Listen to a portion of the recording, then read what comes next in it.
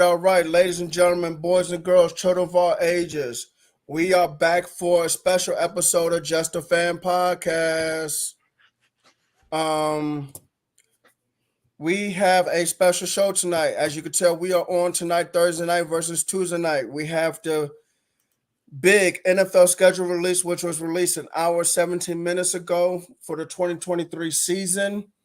Folks, as you come in, let us know how you how did you first we want to know how did you feel about all the breadcrumbs being dropped leading up to the schedule release this evening. Do you like the little bit of stuff, little bit of information being pre-released or not? Like for No. example, like for example, the London games was pre-released, the Germany games was pre-released, the Black Friday night game was pre-released. Holiday games, yeah. Yeah, so just real quick, as you come in, let us know if you like that or not. If you don't like it, just say no or don't like it. If you do like it, that's cool. Anyway, I'm your quarter host, the NFL Encyclopedia, the Wildcat quarterback that runs this thing, Coach Williams. To my left, the defensive mastermind, his harder than Steve Atwater. Ronnie Lott.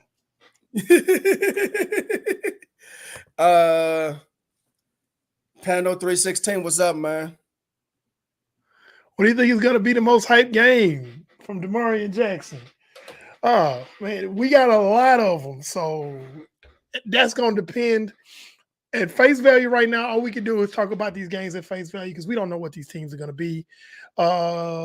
We don't, people saw the draft picks. They saw the movements in free agency. The second wave of free agency is about to start, picking up all the guys that's left over. We're going to talk about that for a little bit if we have time. On paper, some of these games look like blockbusters. They look like Tyson Holyfield. They look like Ali Frazier. But by the time these games happen, we just don't know. They could be, midget boxing. We just don't know. It's like so. And the thing is, like, yeah, the games may look good now as we discuss them. But as you get into the season and you get closer past like Thanksgiving and stuff, it's going to look completely different. Some of those games going to look completely different. You're like, well, and we go through this every year. Why is this game on Sunday Night Football? Why is this game on Monday Night Football? Why is this game on Thursday Night Football? Well, it's because it looked good in the beginning, but then the team that we thought was going to look good, they end up being some trash. So, sorry to leave that up there so long. We forgot about the trash. We need to get that put on next time. Oh, well, our quarterback who runs this thing. But anyway, all right, let's start discussing some of these games, man. Week 1, we have Detroit Lions versus Kansas City Chiefs. Now, I feel like this is a good game because Kansas City has been to the AFC Championship game 5 years in a row. In that time frame, they've been to 3 Super Bowls, winning 2 of them. Detroit, it has been creeping on the come up for the last 2 years, ever since they have a new principal owner, number one. That's a big. That was number one. Big difference. Yeah. Number 2, new general manager. Number 3, new head coach. So all 3 things, it had a trickle down effect to the 53-man roster, and that 53-man roster is different than let's say back in 2019. So I want to see how Detroit stacks up against Kansas City. Am I expecting Detroit to win? No, but I want to see how they stack up against, the best of the best in the NFL. Eric, what do you think? Talk to me. Talk to us. If, y'all know I'm a wrestling fan. I'm old school wrestling. I don't care too much for the new stuff now, but hey, I'm with you. And I've always liked Ric Flair. And one of his favorite lines is, "Woo! In order to beat a man, you gotta beat the man." So Kansas City is the Super Bowl champs. Detroit is still trying to get some respect from people who really not paying attention to them. Mm-hmm. And this could be a statement game. Yes, right here for Detroit. It's more. This game is more important. That the one you're talking about now is more important to Detroit than it is to Kansas City. Yes. And it could be right off the bat a trap game for KC. It really could be. I didn't think about we the champs, man. We ain't, man. It's Detroit, man. Hey, man. And Detroit coming in there. If anybody's ever seen Rocky 1, the first Rocky, Apollo Creed's the biggest, baddest thing, and you had this little punchy guy from Philadelphia. He's like, I'm gonna give him a shot. Man, Rocky broke his ribs, man. You know what I'm saying? And and carried him the whole, was it 12 rounds, I believe, in the movie? But Detroit is that punchy guy. Detroit right now is Rocky Balboa. Yeah. And if they're going to prove that they deserve to be contenders, they're going to have to, I feel like, have a good showing against Kansas City. Not necessarily win, but have a good showing. And lo and behold, if they beat Kansas City, woo!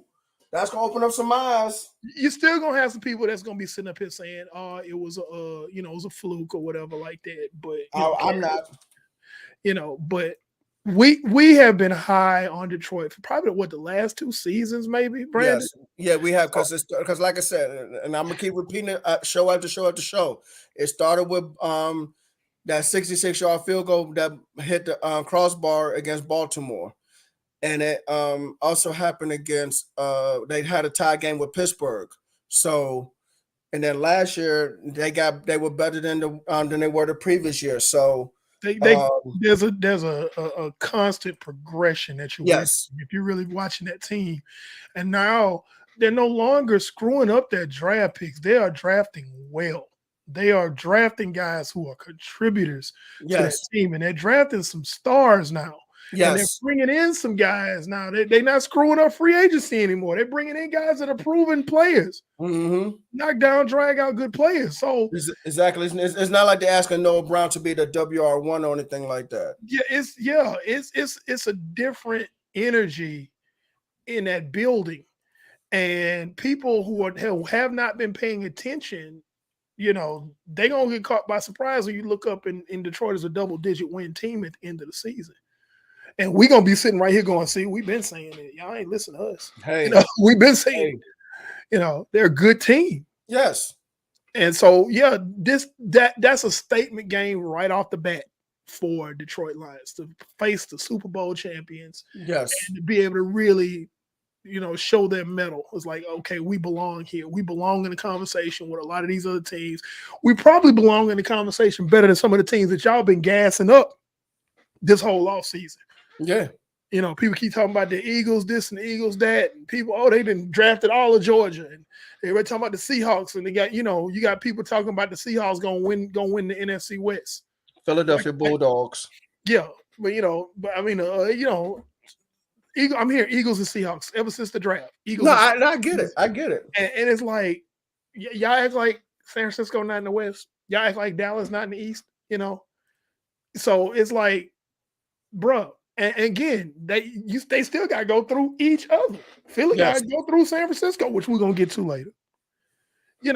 So, yeah, but this definitely is a statement game. It is definitely a statement game. And what else you got on week 1?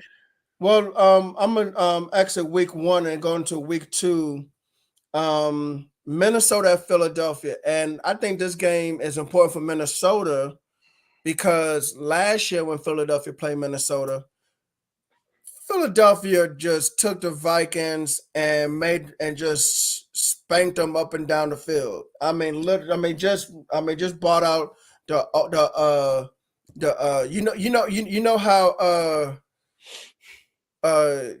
your parents told you go grab the branch off the tree. Go get a switch. You go get a switch off the tree. I'm from the country. Go get a switch. Yeah, go get a switch. Yeah, so you better not bring back a small one. Yeah, exactly. So and that's what Philadelphia. That's what Philadelphia did in Minnesota. So I just feel like Minnesota is so completely overrated. Yeah, they added a good WR2 receiver in the draft, and Addison to pair it with Justin Jefferson. But I just don't think Minnesota did enough this offseason. I mean, I'm gonna tell you like this. I don't think that game is that exciting. That's the one that's like we were together on the week 1 game that we like. Mm-hmm. I'm not with you on this one. I think Philadelphia dog walks Minnesota and here's the reason why. We're watching the constant progression of Jalen Hurts get better as a quarterback. Yes. And he's going to be moving into, if he continues on the trajectory that he's on, we're looking at him possibly get mentioned in the elite company if he continues doing what he's doing. And then on the other side, we got Kirk Cousins, whose name is a verb. And we know, we know who Kirk Cousins is by now. If people have not figured out who Kirk Cousins is by now, then you have been sleeping under a rock. You've been swimming. You've been living in the ocean. You just have not been paying attention at all.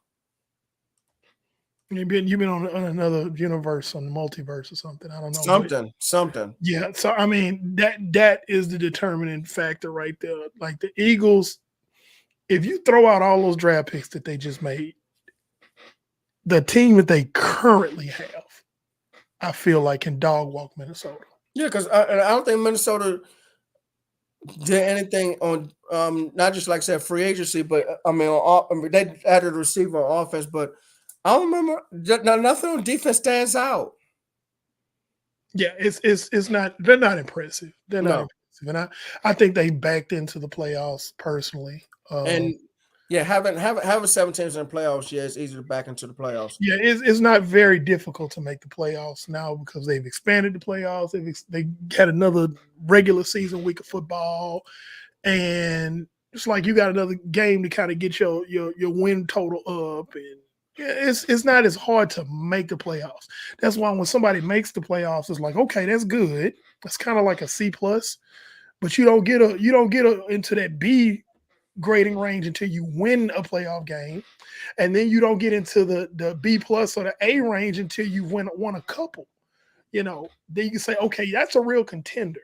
Like you're around in the divisional round. If you're around in the conference championship, you're a real contender. You're a B, high B, low A team until you get to the Super Bowl. But just making the playoffs, honestly, the way the schedules are set up now, the way that the whole season is set up and an expanded playoffs, it's not that impressive to make the playoffs anymore.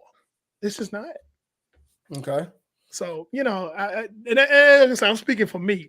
That's my opinion. I'm sure there's some people, if you feel the same way and you're watching right now, please, by all means, comment on that, So. All right. Week 3.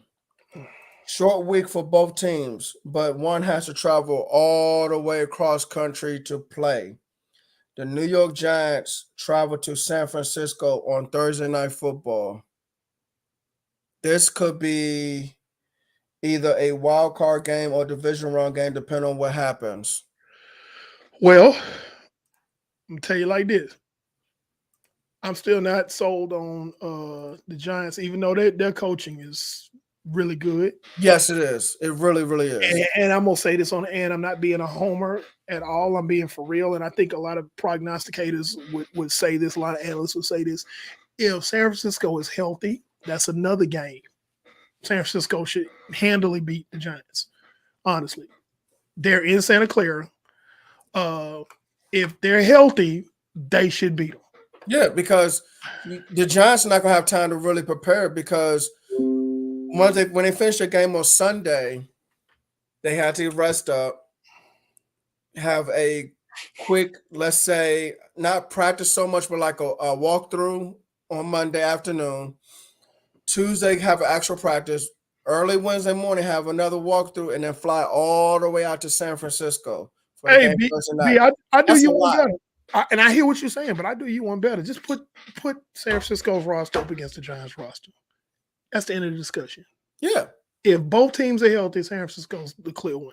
Yeah, because Giants, the only person Daniel Jones really is truly throwing the football to that's a threat right now is Darren Waller, but Darren Waller can't hardly stay healthy. They has to still have a bad offensive line, in my opinion. The defense line not bad. I like the corner they drafted either in the first or second round this year, but still San Francisco still better overall.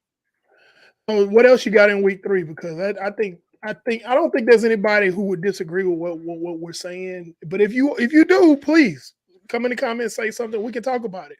Yes. I don't have anything else for week 3. Week 4. Dallas, New England. Again, you're gonna put Dallas's roster against New England's roster. This season we're gonna find out who Mac Jones really is because now he has an offensive coordinator. Mac Jones throwing into that secondary with Stephon Gilmore out there. Hey man, I'm just saying, Mac Jones trying to run for his life against Micah Parsons and who's that other cat that y'all just drafted? Mazi Smith. Yeah, Mazi Smith. Come on, man. Come on. I just, those to me that's not an exciting game. Okay, no, I get it. Well, guess what? This game is not going to excite you either for week 4, and that's going to be Seattle versus Giants. Seattle Giants, that's a what and what game. Now that could be a wild card. That's a wild card matchup, potential wild card matchup. I'm not poo-pooing Seattle at all. I think Seattle's gonna make the playoffs again. I think there's a possibility that the Giants can make the playoffs, and I think both of them might see each other in the wild card round. That's about it. It's gonna be a wild card. It's not gonna be. And whoever they play in whoever wins that game is gonna get dog walked in the next round. Exactly. Whatever big dog is there, Dallas, Philly, San Fran, it's gonna dog walk them. Yep. Yeah. And to DeMario's point, saying that New England's have any offensive threats. I mean, the only person they truly have is Juju Smith-Schuster. So, that's he's not a WR1. He's a WR2. And, we'll see what that looks like. Week 5, London game. Jacksonville versus Buffalo. What else is on week 5? Because let me stop. Let me stop being like that. I'm gonna stop being like that. Jacksonville's an up and coming team. Yes. They're well coached. They're drafting well. Buffalo is that team that's really good. But honestly, I equate Buffalo and San Francisco a lot the same because they're good enough to get almost there and not get over the hump. That's how I view both teams. They're one of the best in their conferences, but it's like, okay, what else you gonna give me? Now in the regular season, yeah, Buffalo is a dog. And the first couple of rounds of the playoffs, Buffalo a dog. Yeah. But now you got this young team, this upstart team that's challenging, and they like, hey man, it could be a very good game. It could be.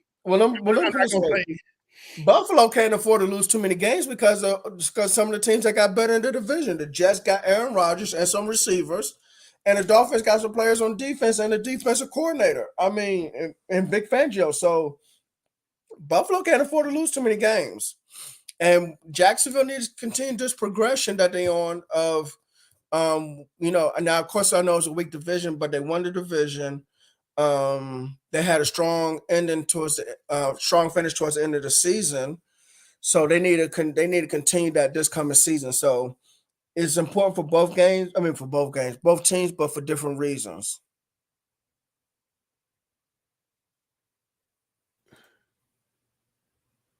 You there? Yeah, man. It seemed like you froze a little bit. It happened on my end too. So okay. Okay. We're still here, folks. Okay. But no, that AFC East is wide open. Yes. It's a wide open division. And we're gonna be talking about that within the next 2 months. And there's some teams I really like. There's some teams I like even more now because of some of the things they did in the offseason. New York Jets.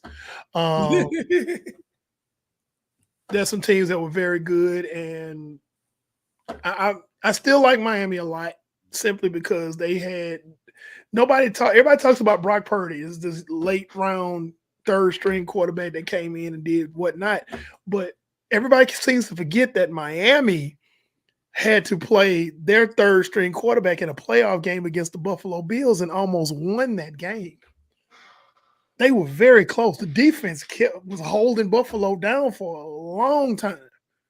And if it hadn't been for bad clock management, just because of his youth and inexperience, Miami might have pulled that one out. Hey, and speaking of Miami, they played the Giants that same week. See, now I like Miami. I really like Miami. I still feel like they got a damn track team in their skill positions. It's literally a 4x1. You got a 4x1 B team and A team. You know, it's like it's really, really, yeah. They flying. They flying all over the place. You got Mike McDaniel as their head coach, who rivals, in my opinion, Kyle Shanahan. And play design. And play calling. And honestly, I think he might actually be better than Kyle Shanahan when it comes to decision making in big situations. Honestly. And if they got a healthy quarterback in that particular type of offense, you got a running game. Hey. You got receivers. Yes. Now you got one of the best defensive minds to ever coach on the defense, Vic Fangio. Vic Fangio, and I'm telling you, Vic Fangio's coverage scheme, that's not going to be. Oh, you know, Vic Fangio might have saved Jalen Ramsey's career. You know what? I didn't even think about this. Daniel Jones at quarterback versus Vic Fangio's coverage scheme, man. That's gonna. We're gonna find out if he's really Danny Dimes. Daniel Jones might throw 3 or 4 interceptions in this game. If it's not, it's going to be some kind of 3 to 4 turnovers. Let me write that down. Write that down. Daniel Jones versus Vic Fangio's 3 to 4 TOs, which means turnovers.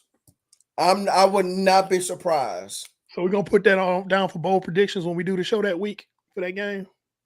Hey, that's my bold prediction right now, and it's recorded. It's on the internet forever. I said it. And then, like when he actually does do what you said he's gonna do, is that gonna be a bro moment? Is that I don't care what kind of moment that's gonna be. It's gonna be some kind of. It's gonna be a Coach Williams was right moment, because I just you asking me to believe in Daniel Jones. Nah, I can't do it, man. I can't. People are believing in the New York Giants because of Daniel Jones, and I'm like, we have got to stop this. I have about as much faith in Daniel Jones as a crocheted condom.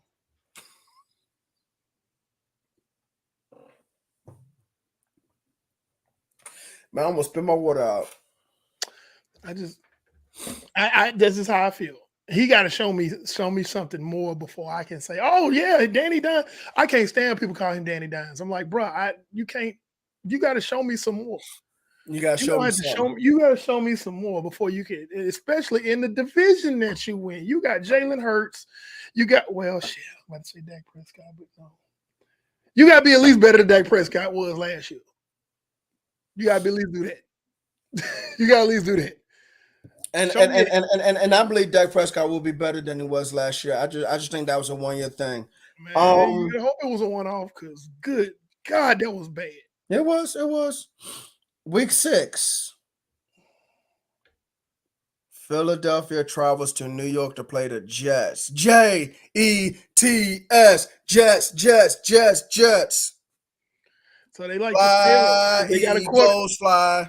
They like to spell. They got a quarterback that like to spell, because he likes to say RELAX. Well, shoot, we might. Hey, look. We may have to make this a spelling bee contest then. It have to be a spelling bee.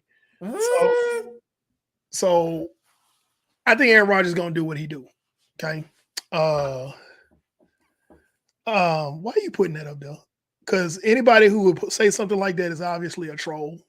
So, they a troll to say something like that, because it's just not. Yeah. you don't have any basis to say that. So that's like me saying, I don't know. The Atlanta Falcons going to the Super Bowl. Yeah. Well, they might get there, but they give it up, But what was I saying? Let's put it this way: Atlanta's going to the Super Bowl, but it just won't be they won't be playing in it. They be traveling. They be purchasing tickets in the seats. Yeah. So, but no, what was I saying? Oh, Aaron Rodgers. Because I mean, if you really looked at how the New York Jets is put together, how that roster's put together, you have a really good defense. Robert Saleh is an excellent defensive minded coach. Yes, very good. And you got weapons. Before Breece Hall went down, they were making hay before Breece Hall went down. He's coming back healthy. So now you got a decent receiving core now. I don't know why they added Randall Cobb. That's a whole nother story. But other than that, you have a good receiving core. And now you're at a point right now, if that defense continues to ascend, like I think they will, the offense doesn't even have to be that good. That's what's crazy. It's just got to not screw up and turn the ball over. That's really where they are. So now you've gone and added a former MVP quarterback to the mix, and he doesn't have to be an MVP quarterback for them to win ball games. So that's going to be an interesting matchup. Right. Yeah. Who was that again? Oh, Philadelphia Jets. Yeah. Man, the battle of two quarterbacks of old veteran that's probably going to go to the Hall of Fame, Aaron Rodgers versus a young quarterback in Jalen Hurts. Man, I tell you. So you got one that's been there has done things throughout his career. You got one and another young guy that's creeping on the come up. He's on the rise. So will it be a quarterback duel? I don't know. I don't think so because Jets already have a good defense. Philadelphia's made a lot of acquisitions on defense. And if those guys pan out that they drafted and they brought in, then Philly's going to have a good defense. Mm-hmm. So we may see both of these guys get the clamps put on them, and they just got to make plays in adverse conditions. I ain't talking about the weather. I'm talking about how well these defenses are going to play. We're going to see. So I'm not even predicting that game until we get to it. But that was a good one you picked. That was good. Actually, you know what? It may come down to the running backs. Yeah, it could. You're right. You could. Or it could come down to who can stop the run the best. That too. Run game is going to be very critical. All right, week 7. Detroit Lions. Talking about them again. Hello. The last time they played Baltimore, Detroit was up. That was a doink. And Tucker hits the crossbar, and it's good. Yep. But now, Detroit, are you going to get your revenge? I think Detroit is going to be a little bit more prepared. That's another statement game. Every time Detroit plays a team that already has a really good reputation, that there's a statement to be made and say, "Hey, we're here. We're not the old Detroit Silverdome Lions. We're a good team." Yes. And I like I said, the fact that they played Baltimore tight last year was impressive to begin with. Okay. So, it's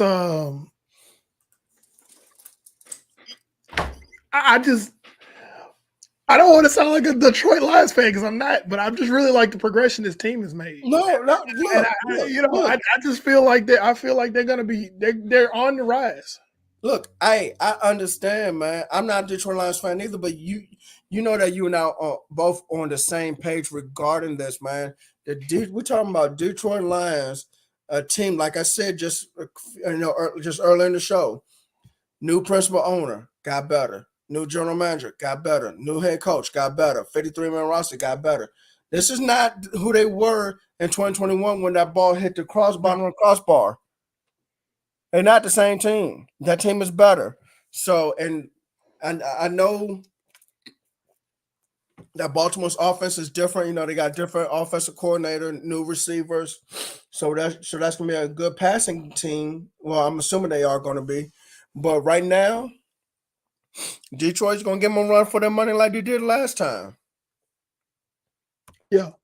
So again, if they're healthy, I feel like they're gonna shock some teams. Yeah. They're gonna shock some teams. So but yeah, we're gonna see what we're gonna put all the attention on Detroit. But we're gonna actually see what we're looking like with Lamar Jackson and his new toys and a new offense. Yeah, because your favorite offensive coordinator of all time, Greg Roman, is gone, and they got that play caller from Georgia. That should be interesting. Yes, sir. That should be very interesting. I think we might actually see a more explosive offense from Baltimore than we've seen in the past. And the thing is, a more diverse offense. I know. I feel like it's always important to have a good WR1, but I feel like with Baltimore's offense and Lamar Jackson, because of the way he can scramble, you need a WR1, but you don't need like a Davante Adams type receiver. I think they can almost get by because if your defense is not disciplined, even though Lamar Jackson should be passing a lot more, you still got to worry about him taking off. Yeah. You see what I'm saying? You got to have a spy on him at all times. To not let, like, if you decide to play man and you turn your back on this guy, he's gone.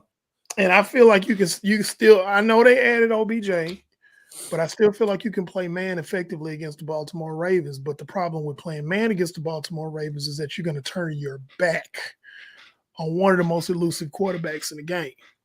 And now the thing is, though, if you go zone, and even though you have all eyes on him, you still have that tight end in Mark Andrews. So who's very good. Yeah, so that's tough. Do I go man? Do I go zone? You're really going to need players that can match up with those receivers so that way you can go man, and you need someone who can spot Lamar Jackson.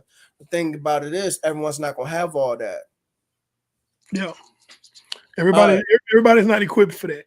Exactly. Week 8. Wild card game, maybe? Jacksonville versus Pittsburgh. I can see Pittsburgh finding their way back into prominence again. Because one thing, if you watch the Pittsburgh Steelers for any long amount of time, or if you've watched them for years, when they're down, they're not down long.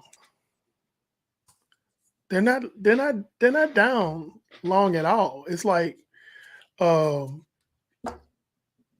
they might have a down year, then next thing you know, they're right back in the conversation. Yeah. It's just a well-run franchise. So yeah, I can see them making a push in the North. A lot of question marks about Cleveland. There are a lot of question marks about the Bengals, who I still think are the big dogs in that division, but there's still some question marks. They lost a lot of guys, and they drafted to replace those guys, but we don't know what these rookies are going to be. Exactly. So, yeah. And look, Pittsburgh still has Mike Tomlin as head coach. Coaching makes a huge difference. We always say that all the time. It's like what a huge difference coaching makes. And Mike Tomlin's still one of the best coaches in this league, regardless of what some people believe. So, I believe that's going to be a good game. It could be a wild card preview, or watch this. Jacksonville could win the South outright. They could. They could be the division champions. They could. We'll go more in depth than that as the weeks go on, because each week from moving on from here, we're gonna do a division by division breakdown of who we think is going to win the division and why, and so on and so forth. And those games are going to be on. Those discussions going to be on Tuesday. On Tuesdays. Yeah. So remember, this is a one-time thing on Thursday. So and the funny thing is, I believe we're starting with the AFC South on our first division show. Yes, we are. Yes, yeah. Yeah, so that's going to be an interesting conversation because that's a wide open division. Yes, both it the is. Southern divisions in the NFC and AFC are wide open. Yes. So, if you can come on and say this, the clear cuts win is going to be this team, I would call you crazy because there's too many unknowns. Exactly. So that's going to be interesting. But getting back to what you were talking about with that matchup with Jacksonville and Pittsburgh, Jacksonville could be threatening for the South. Heck, Pittsburgh could be threatening for the North. We just don't know. Exactly. But nevertheless, excuse me. This is definitely, I think it could be a playoff preview. Yes, it could be. I think it could be a preview. Week 9. I can go a lot of different directions, but because of timing, I'm going to go one direction. And I'm going to go this direction because this team has to travel further than the other team to Germany. Miami goes against Kansas City Chiefs. This is a game that's important for Miami. It's important for Kansas City too, but it's important for Miami because, Kansas City is the team that won the Super Bowl. They're the team that won the AFC Championship game, so they rule the conference and the league. So Miami needs to beat the man. Yeah. They need to beat the man. And I tell you what, I'm not going to say that I'm not guaranteeing a victory. What I will say this, though, one of Vic Fangio's disciples was coaching the Denver Broncos defense last year. And even though Kansas City won that game, okay, Mahomes still threw 3 interceptions. And I know Fangio's probably going to look at that film and see what was done. Even though for Mahomes to throw 3 interceptions in that game, like I said, Kansas City still won. They still threw 3 touchdown passes. Miami's going to give Kansas City some go. That's an interesting tidbit. Miami's going to give Kansas City some go. You know what I'd like to see, and I think most NFL fans would like to see, it's probably not going to happen because of what you just mentioned. But what I think what everybody would love to see is a track meet. They would love to see a shootout. A 35-42, a 31-28, and that's on the low end. I think a lot of people would like to see that. They would like to see that. And guess what? A lot of people are going to expect that. I'm telling y'all right now, do not be surprised if it's not a track meet. I'm not going to be surprised. I know who Vic Fangio is. I know who Vic Fangio is too. Look. Vic Fangio been coaching defense in the NFL since I was born. Okay? Let's not forget the Dome Patrol defense. Okay? Hey, man. He's something special. So yes. If that and here's the thing, and it's something that really needs to be pointed out. Whenever you change coordinators, especially defense, there's gonna be a slight drop off from where you were before it elevates again. Yes. It's kind of like if you're flying a plane, Brandon, and you don't click on autopilot, you just get up and go to the bathroom. The plane gonna go like that, and then I jump and I grab the sticks up and I pull it back up. The plane's flying again. That doesn't mean that you were a bad pilot. Doesn't mean I'm a bad pilot, but somebody left the controls for a second. Mm-hmm. So teams got to have to acclimate to a new, especially when it's a complete scheme change. Teams have to acclimate to that, and typically there's a drop-off. Hell, again, using just experience with my team, Robert Saleh, we had a top 3 defense under Robert Saleh. He left. DeMeco Ryans took over. We were calling for his head the first few weeks, and the next thing you know, it's the number 1 defense in the league. Once the defense got acclimated, and that was the same scheme, right? So when you talk about completely changing schemes, there's going to be some drop off. But what we talking about, week 9? Was that week 9? Yeah, it's week 9. Week 9. That defense ought to be whipping. Yeah, Fangio. Yep. It ought to be clicking like a well-oiled machine, man. And that's why I mentioned that little tidbit, because I said, I'm not saying that Miami's winning this game, but Mahomes might have a little bit of a struggle here. Don't be surprised. Because I know Vic Fangio definitely got to go back and watch that film from last year. It already was not a bad defense to begin with. So Right. Fangio is inheriting a decent defense. Yes. Not like it's a bunch of bums and I got to build it from. No, this was already a decent defense. Yes. Oh, yeah. We'll see. Moving on. Week 10, Sunday, November 12th, 1 o'clock on Fox. We have the 49ers at Jacksonville. Jacksonville's still mad about that when the 49ers beat them, but I think Jacksonville's good. Yes. My biggest concern is going to be for the 49ers is one, because around this time, people start getting hurt in San Francisco because of the physical style of football that they play. Around this time of year, there's always some big name player he may not be out for the year, but he may be out for 2-3 weeks. And that game is going to be a better game, in my opinion, simply just because of attrition. Kyle Shanahan likes to run running backs into the ground. Even though he has 4 or 5 good ones, he's going to give Christian McCaffrey the ball 11 times in one game and give the other backs like 2 carries. Christian McCaffrey might be hurt. Deebo Samuel, although he's coming back in better shape than he was last year, could be hurt. We might have somebody hurt along the offensive line. Usually around this time, and I'm not, knock on wood. Usually around this time, San Francisco has some kind of significant injury, so that's going to make it a better game. So, yes, sir. We'll see. We'll see how well Sunshine plays against that San Francisco defense, and how well Jacksonville can stop the run.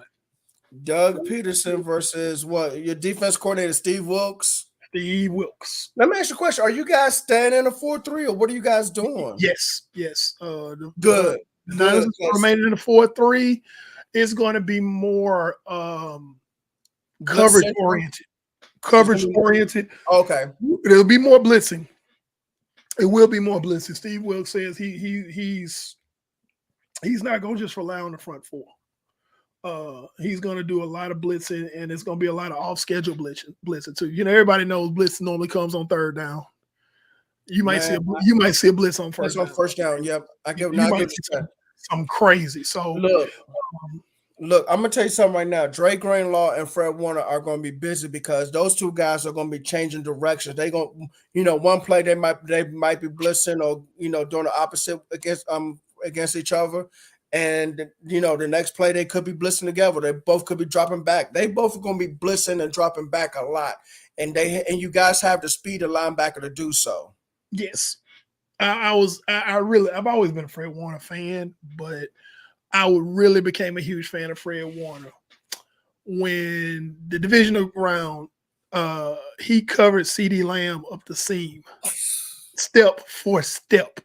I was like, I had no idea that Fred Warner was that fast. I was like, I knew he was fast, but not like that. This is a middle linebacker running step for step with one of the best receivers in the league. Who's also slow, but that's a whole different conversation. Listen, and I get what you're saying, but CeeDee Lamb's separation ability is 34th in the league. He can't separate. Obviously, because if a linebacker running with you step for step, because that's supposed to be a huge mismatch. I don't care. In the NFL, if you got a linebacker cover receiver, that linebacker is supposed to be toast. And that's why Dallas traded for Brandon Cooks, because they knew they didn't need help. Can't take the top off. Right, exactly. So I get more to Dallas offense much, much later, but that's something completely different. But yeah, that should be. Wait, who's traveling where? At Jacksonville? Shoot, let me go back. I'm sorry. Matter of fact, just hit the back button. San Fran. Oh, it's going to Jacksonville. So you guys. So now we got to talk about jet lag. Yeah, that's an East Coast game. What time is the game? 1 o'clock. So now Jacksonville do have a tactical advantage with that, unless Kyle Shanahan does what he normally does. When there's an East Coast or early East Coast games, they fly out there like on a Tuesday and stay all week out there. And then play. That might help. That might help. That's typically what Kyle Shanahan does. The the 49ers organization does. They'll find somewhere on the East Coast to set up camp and bivouac for like the better part of a week, so they can get used to the time change, and then they go and play the game. So if they do that, they might be okay. But if they don't, Jacksonville does have a real legitimate chance. They have a legitimate advantage right there, you know. So, but we'll see. That's another good one. That's a good one. What else you got? Woo. Week 11. Monday Night Football, ESPN and ABC at 8:15 p.m. I'm sure this is going to draw ratings like crazy. Philadelphia Eagles travel to Kansas City Chiefs. The rematch. Super Bowl rematch. Well, again, both teams are healthy. We're going to see a good game just like we saw a good game at the Super Bowl. Yes. Jalen Hurts showed that he can match up with Kansas City's defense, who I still believe Kansas City does not do enough to help that defense. They really don't. And you know what? You know, and I still want to talk free agency when we get to it. But Frank Clark is still sitting on the couch. Well, from what I understand, they used the heck out of Frank Clark. It's like using a running back over 4 years. They use Frank Clark over that time frame. Yeah, and teams probably feel like he's just overly exhausted. They did not do enough. Like I said, they didn't do enough on that defense. And defensive linemen, you have to rotate them. And they just used the heck out of Frank Clark. Frank Clark may not have much thread on the tires for defensive end. Yeah, and it's sad because, like, you need pass rush, and now I'm looking at Chris Jones. I feel like Chris Jones by himself. Yeah, you drafted George Karlaftis, but I haven't seen him do anything. I think they just drafted another defensive end, and I'm like, Kansas City, what are you guys doing? What are you doing? The issue is going to have to be Kansas City is going to get into a situation one of these days where the rubber meets the road, and they're literally going to have to rely on their defense. Yeah, they're going to get caught out there. They're going to get exposed because they just, when you watch the moves they make in the offseason and free agency, and you watch what they do in the draft, it's like they don't really do a lot. They just don't do a lot for their defense. They don't really, it's like, okay, the best defense is a great offense. And it's like, okay,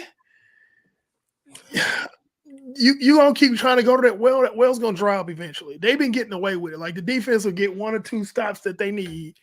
Like Jamal talks about that. All you need is your defense to make a couple of stops when your offense that good. But what happens when the defense falls? Yes, your defense is not. Your defense is not great. It's just kind of there.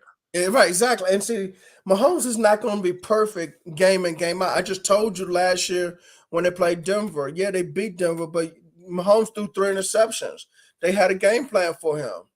So my thing is, if I'm a team and I'm matching up against Kansas City, that's the one game I got to watch film for and say, hey, look, what did Denver do to have Mahomes throw 3 interceptions despite them winning?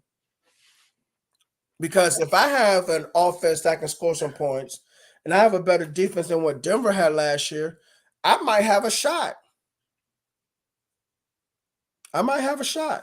So, and this is a very good point. Defense wins championships. It's defense, it's offensive line and quarterback and some other things, but I mean, you got to be able to stop somebody. And I'm not feeling Kansas City's pass rush. They added a couple offensive tackles. This is the third or second consecutive offseason they're gonna have new offensive tackles. It's a lot of instability on the offensive line. You know what? That's bad. Their trench game is shaky. Offensive line's not stable. Defensive line's not stable. Now I'm gonna retract. I'm not gonna retract, but I'm gonna back up off of an earlier statement. The majority of their draft picks, Kansas City, I'm talking about, were defensive players. The only exception was Rashee Rice out of SMU, receiver. Okay, receiver. And Wanya Morris, offensive tackle out of Oklahoma. But every other pick was a defensive player. Now, okay, that's cool. You're drafting defensive players, but are these guys all going to be ready to play for you? Well, like I said, George Karlaftis, they drafted George Karlaftis in the first round a couple years ago. He hasn't done anything. They drafted Nick Bolton, linebacker. Now, I like Nick Bolton. He's a good linebacker, but I still need more from Kansas City's defense. You've lost Frank Clark. Last year, you lost Tyrann Mathieu. You lost Charvarius Ward to San Francisco. The safety that you brought in to replace Tyrann Mathieu hasn't done much of anything. Thornhill, I believe. I think it's Thornhill. No, not Thornhill, because they play together. But I mean, Thornhill, I don't think is even on the roster anymore.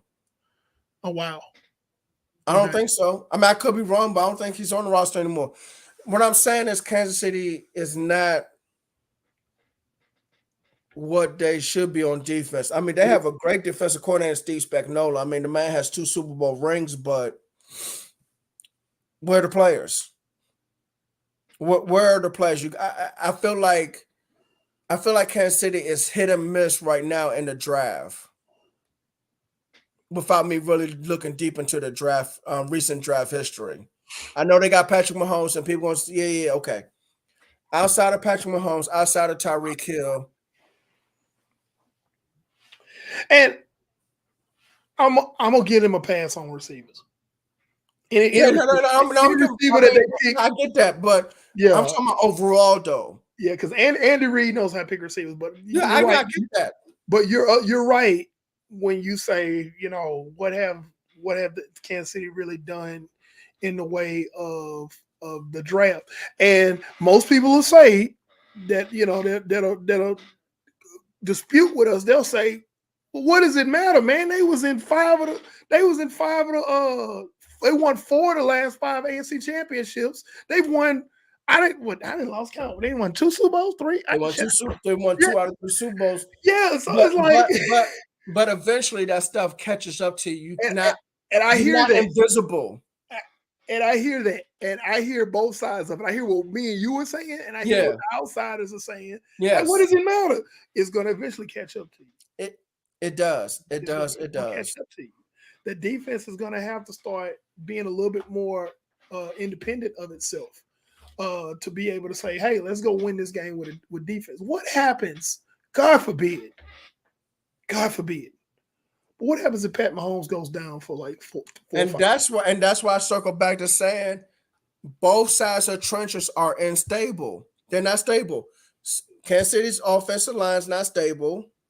And the defense line has too much instability as well. That's not good. That's not a good recipe. So, yes, you have Mahomes. Yes, you have Andy Reid. But at some point, it's going to catch up to you. Yeah.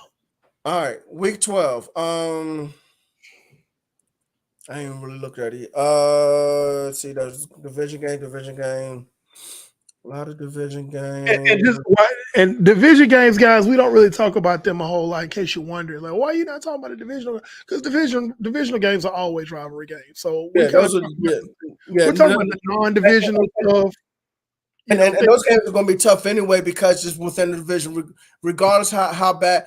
Arizona is going to lose to San Francisco, but Arizona's going to give their best against San Francisco. So it is what it is. You're going to catch hell. Those kind of go without saying. It's like if you walk outside without a raincoat or umbrella, you're going to get wet. Divisional games are going to be great games, regardless. You can watch 2 losing teams that are divisional rivals, and they're going to still try to kill each other. So it's going to be a great game. It's going to be a great game. So that's why we're kind of streamlining this show. We're kind of talking about the non-divisional, non-conference games that could be really good slobber knockers. So go ahead, Brandon. Week 12, Sunday football, Sunday evening football at 4:25 CBS. Buffalo Bills Mafia travels to Fly Eagles Fly, Philadelphia. Well, we're gonna see how much of a hit. We're gonna see how much of a hit the Bills defense took with a lot of those defections in free agency. They lost a linebacker. They lost safeties. They lost a linebacker. So we're going to see what we like. I'm sure because everybody just loves offense. The majority of Americans who watch football love offense. Oh, yeah, they do love offense. They would love to see a track meet between Buffalo and Philly. But again, by this time, we're going to find out what these rookies are from Georgia that Philly brought in. Philadelphia Bulldogs. Yeah. They spell Eagles with the G in Eagles is the Georgia emblem. Yeah, I saw that. I saw that nonsense. Yeah. And the Eagles lost some linebackers too. Now they're supposed to replace the middle linebacker with Nakobe Dean. And Nakobe Dean did not get a lot of playing time last year at all. He did not get a lot of playing time last year at all. So this is a big season for him. Huh? So I think maybe they red shirted him, like to get him ready. I've watched teams do that. I've seen a lot.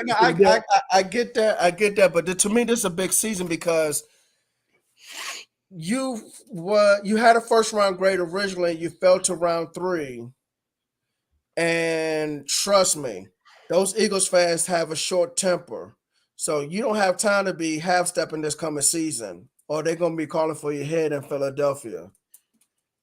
Yeah. I still feel like Sirianni's not as good as people play him up to be. You know what? I see.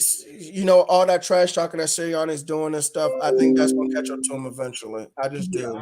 I don't think he's a terrible coach, but there's some coaches that get a lot of attention and a lot of undeserved attention. I think they're kind of overrated, and Sirianni is one of them. He gets a lot of attention because he does a bunch of this. Yeah, and then Sean McVay. I feel Sean McVay and Sirianni, I put them in the same category. Honestly, I just don't think they're as good as people like play them up to be. But we'll see. You got to have an opportunity to prove such. But we'll see. Moving on. We're getting a lot of mentions tonight. Yeah, I mean, they're the NFC champions, and we're talking about Philly and KC a lot because those were the Super Bowl participants. So, rightfully so. And everybody talks about the Eagles, but guess what? You in the spotlight now, Philadelphia. What are you going to do? Hey, Cleveland, let me tell you something right now. I don't even like talking about Philadelphia at all. I'm a Cowboys fan. I was about to say Brandon is a Cowboys fan. Look, let me tell y'all something right now. Me talking about Philadelphia as much as I have tonight, that's not me naturally. I am muscling my way through this. Okay? I'm muscling my way through this. This is not naturally me. It's about as excruciating for Brandon as a colonoscopy. So yes. Huh? He said what? This talking about Philly for Brandon is as excruciating as preparing for a colonoscopy. So, he's like, it's something you have to do, but you really don't want to. Look. You might as well go find somebody right now to take a dang on a pair of pliers and pull all my teeth out, because I think I almost rather go through that than sit here and talk about Philly this whole time, man. Shoot. But here's the difference, though. We keep it professional. We don't. That's true. We're not homers. Like no, don't go there. Don't say it. I know where you're going. Nope. If the team is there and they're up there, then we got to just go ahead and talk about it because they're up there. We're not gonna be like, well, I don't like that team, so I ain't gonna talk about them. We don't do that on Just the Fan podcast. And to me, these games are good anyway. You know what I'm saying? Yeah. These games are good, so we're gonna talk about them. All right, week 13. More Philadelphia mentioned, and here's the thing: these are playoff implications. Yeah, that's another thing too. Is playoff implications. If Philadelphia went 2-15 last year, I would not be talking about them. But they made it to the Super Bowl. These are playoff implication games I'm talking about. So yes, San Francisco travels to Philadelphia week NFC Championship rematch.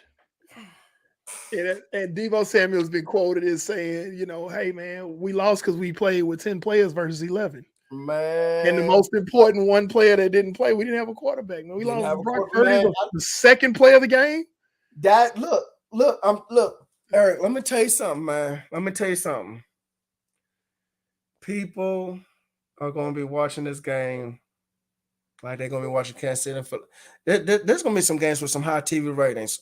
Next year, next year's salary cap should be high. Next year's salary cap should be high, man. Yeah, it should be very high off just the views,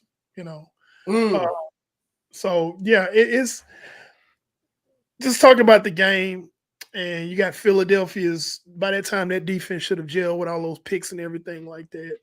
Whoever the starting quarterback for San Francisco is, and by that time, it's probably be Brock Purdy, unless Trey Lance just plays his face off, in the time that Brock Purdy's out. Because by the way, Brock Purdy is probably not going to start week 1. He is not ready to play simply because of that. That's not I hit my funny bone. That's a serious injury. So it's gonna be out of Trey Lance and Sam Darnold, which more than likely is gonna be Trey Lance. Whoever the quarterback is, they're gonna have their hands full against that Philadelphia defense, and Jalen Hurts is gonna have his hands full against that San Francisco defense. Because I really feel like they're gonna cover a whole lot better because of the defensive coordinator. You already got the horses in place, okay? Just roster-wise, you got the horses in place for San Francisco's defense, but now you got a more coverage-oriented defensive coordinator. He's a defensive backs coach. So you're going to see a lot better play from these defensive backs. We could see a defensive struggle, honestly, in this game. And the next question is Philly going to be able to stop the run? Because that's where they were kind of suspect last year. Yes. They were not able to stop the run. And the only reason why they were able to shut down San Francisco's runs because they knew there was going to be a run every down. If I know that you're going to run the ball, it's not hard to stop the run. So, now with the threat of there being some passing, can Philadelphia really stop the run? That's the chink in Philadelphia's armor. And then the next thing is, can San Francisco hold up against Philadelphia's pass rush because they got a new right tackle? That's going to be all season. I ain't just talking about this game. But if you want to just talk about tidbits in that game, those are the factors that's going to come into play really more than the quarterbacks in the game. Yep. So we'll see. But that game will have playoff. Honestly, if things go like they're supposed to, it will have seeding implications. I think I think both teams are going to make the playoffs hands down. But where they get seeded, number 1, number 2, that the seeding is this game is going to have a big impact on seeding. Big impact. So moving on. Week 14. We're getting close, y'all. 4:25 CBS. Buffalo travels to Kansas City. Another game for seeding. Maybe. We'll see what Buffalo does in the division. I don't have a whole lot to say about that one, man. What are your thoughts on that one? Look, I know that Buffalo drafted a tight end and Dalton Kincaid, but I'm still trying to figure out why, when you already have Dawson Knox and you just gave this man a contract extension. So either Dawson Knox is underperforming, or this was just something to make throwing the football easier for Josh Allen. Let's line up 12 personnel every down, and outside of Stephon Diggs, we just throw the ball to one of the 2 tight ends. It may look good or sound good during the regular season, but during the playoffs, I just don't see that really moving the needle. We had this conversation in the NFL group. Miami made moves to move the needle. New York Jets made moves to move the needle. Definitely made moves to move the needle. Yes. Even though we're not expecting much from them, New England did bring an offensive coordinator, so we need to see who Mac Jones is really going to be now.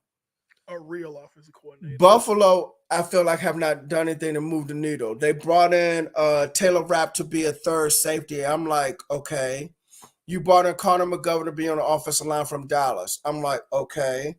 you drafted Dalton Kincaid. I'm like, okay. So I'm not feeling the moves that you made. It's not like, oh, well, we traded for D Hop or we traded for Devontae Adams to help out Stephon Diggs. You know, it's nothing moves the needle for me for Buffalo. And you lost Tremaine Edmonds. I don't know who you replaced him with. Who was a stud at middle linebacker. Certified stud, yeah. So what I'm saying is Buffalo. If I'm a Bills Mafia fan, I'm concerned. And I think that the mentality is kind of hubris if you really want to look at it with Buffalo. And you know what? If I'll be the first one to come on here and say that I'm wrong if the Bills just start just tearing ass all through the league. But the Bills kind of have this attitude of kind of like, we the Bills, that's it. Yeah. And like there's this really nice looking woman, and she's like, everybody ought to want to be with me because I'm me. But you got 7, 8 other women in the room that look just as good as you and got a better attitude. I mean, that's kind of how the Bills. We the Bills, you know. Like, no, you take more than that. You know what I'm saying? So that's to me, that's how they attacked the offseason this year. Right. You said move the needle. I'm saying the same thing you're saying, but that's right. what it was like. We that, and you know you're not that, because if you were that, then you would have been playing in the big game. If you did not win the big game, you got something that you need to do in the offseason. So that's 31 teams, right? You know. And the thing is, yes, we know you're gonna look good during the regular season. At least that's what we're expecting you to do. But come playoff time, and hey, man, they almost lost to the Miami Dolphins, who had a rookie third-string quarterback. Thank you. Let's not forget about that, Bills Mafia. That's what I'm saying. This right here is the needle. It didn't move too much. As a matter of fact, I don't think it really favored you. I think it went against you. Miami had them boys sweating with a third-string rookie quarterback. Sweating in the playoffs. Oh, wait a minute. This game ain't a blowout. Wait, we actually got to play for all 4 quarters. Wait, hold on. Yes! Trap game. Better be careful. You better be careful of those games. You better learn how not to look, real quick. As a Cowboys fan, the way I learned about trap games was when Bill Parcells was our coach. The first year, don't ask me who Dallas had to play, but Dallas came off a victory, and that Monday in the team locker room, when the players turned on the lights, guess what was hanging from the ceiling? What? Mouse traps hanging from the ceiling. Not because they had mice, but it was a trap game coming up. That's how I learned about trap games. They're the Bills, though. Same energy since OJ was there. The Super Bowl losses and carousel losing quarterbacks. Sorry, not sorry. Hey, man, you told no lies right there. Hey, look. You told no lies. I mean, they are good, but not quite good enough. That's the Bills' mantra. We are really good, but not quite good enough. There you go. And it's like, I know it's hell being a Bills fan. I know it is. It's got to be. Like, man, we not sorry. We not trash. But dang, you know, it's like. Now, you was trash when you had J.P. Losman at quarterback and E.J. Manuel at quarterback. We don't talk about that. I'm not even a Bills fan, and I'm like, I don't even want to talk about that. I'm ashamed for him, you know. But, man, all right. Week 15. All right, I'm gonna come off those few teams for a while, even though I could mention them in 2 different games. But Sunday Night Football, Baltimore Ravens travel to Jacksonville Jaguars. That could be seeding implications again, because that's Week 15. Yes.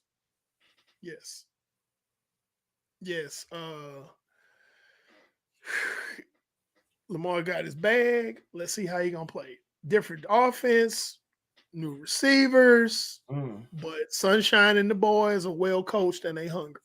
And guess what? Week 15, they should have gelled by then. So we're gonna see what that looks like. Remember, Lamar Jackson won an OBJ in Baltimore. He got what he wanted. So sometimes you gotta be careful what you ask for, though. So. Hey. Okay, we'll see what happens. That's gonna be a game that could have playoff seeding implications. Definitely. Week 16. Get into the last 3 weeks of the season. Some of these teams, week 16 and 17, that's the beginning of their playoffs. If you don't win these, you're not getting in. Hey, that's true. That's true. Okay. I was going to say, why is it 3 Monday night games? But they give you 3 games on Christmas Day. That's good. And that's always good. Ooh. Which one should I do? Let me do Baltimore traveling to San Francisco Monday Night Football on ABC at 8:15. Baltimore to San Francisco. That's a toss-up, honestly. Because, again, San Francisco's trying to get seeding, so they're going to need to win every game. Or they could be trying to get in because, I'll just be honest, San Francisco – they follow the same formula every year. They start off slow. They pick up steam. Then they dip a little bit. Then all of a sudden, pew! So right around there, they could be in that pew! Stage. Baltimore is not exciting, but they constant. So, we'll have to see. Who's going to be healthy at that point? Good question. It's like good question. We talking about week 16. Man, who's healthy at that point? Because San Francisco's infamous for about every couple of years. Every other year, they got injury list that reads like a doggone a train. Yeah, it's like they good for that. So I'm like, when he come to my team, I'm just like, I don't know, man. I don't know.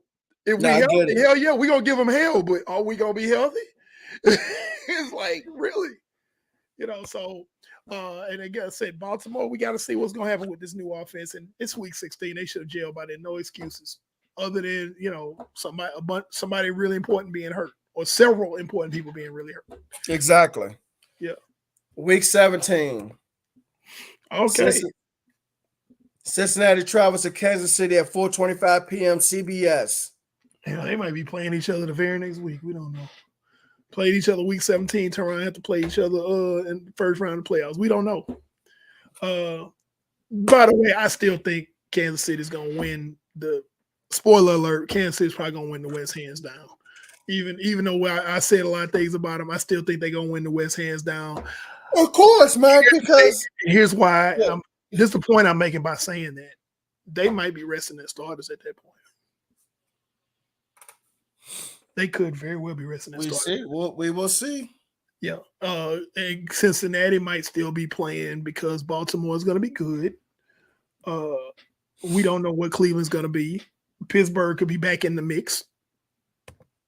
So Cincinnati might have something to actually play for.